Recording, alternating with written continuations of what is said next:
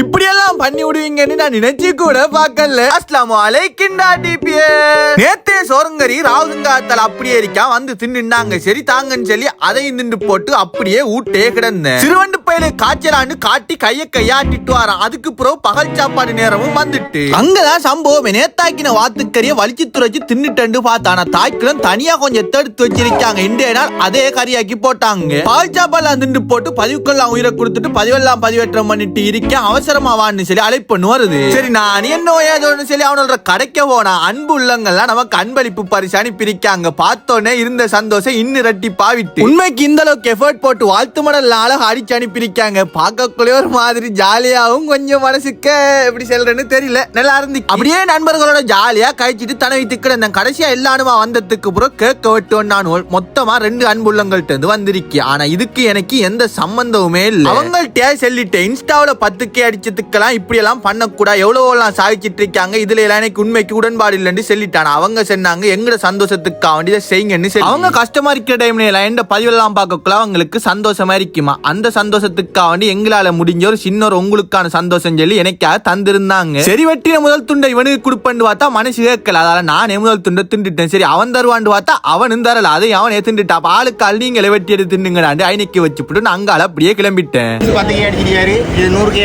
என்ன பாடுறான்னு சொல்லி கமெண்ட்ல போட்டு தாக்க போறீங்கன்னு எனக்கு நல்லாவே விளங்குது. எனக்கு வேற வழி தெரியல. வந்த அன்பை திறத்துறதுக்கு மனசு கேட்கல. இவங்க இப்படி ஒரு அன்பளிப்பை தந்ததால நான் மட்டியில எனக்கு இருந்த எல்லாருமே ஜாலியா திண்டுட்டாங்க. பின்னர் சாப்பாட கவர் பண்ணிட்டானுங்கன்னு நினைக்க அப்படியே இருக்கக்குள்ள எங்க ஊர்ல பிரபலியமான ஆள் வந்தாரு. அவருக்கு ஒரு துண்டை கொடுத்து போட்டு வளைச்சிருந்து எல்லாருமா திண்டு ஒரு துண்டி இல்லாம 2 கேக்கை முடிச்சு போட்டானுங்க. நாங்க எல்லாரும் திண்டுட்ட நண்பன் கடைக்குள்ள வேலையாவே இருந்தான். 1-2 துண்டு தான் திண்டியான். சரி இந்த கடைசி துண்டை நீ சூப்புன்னு சொல்லி அவனுக்கு கொடுத்து போட்டு அப்படி அவசரமா விட்டு போய் ரெடியா விட்டு வந்துட்டு என்னத்துக்குன்னு கேட்டா கிரிக்கெட் விளையாட போவோன்னு சொல்லிட்டானுங்க. சரின்னு சொல்லிட்டு இரவு நேரம் அதுவுமா எல்லாருமா கிளம்பிட்டோம். போற வழியில பெட்ரோல் செட்ல பெட்ரோலும் இல்ல.